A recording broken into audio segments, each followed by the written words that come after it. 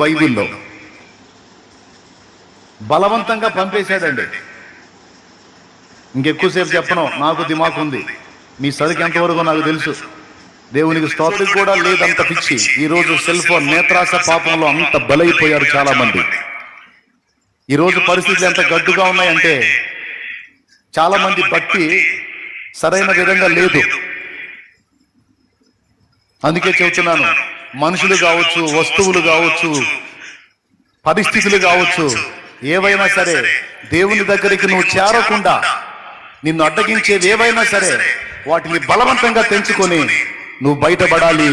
నువ్వు దేవుడితో గడపటం మాత్రం మానకూడదు. దేవుడితో గడపటం మానేవా, ప్రభావం కోల్పోతావు, శక్తి కోల్పోతావు, శత్రువు గెలుస్తాడు. 10 మంది దగ్గరికి వెళ్ళి నీ బాధలు 10 సార్లు 10 మందితో పంచుకునే కంటే ఆ 10 సార్లు నువ్వు దేవుని దగ్గరకు పోతే నీకు రావాల్సిన సహాయం దేవుని దగ్గర నుండి వచ్చింది.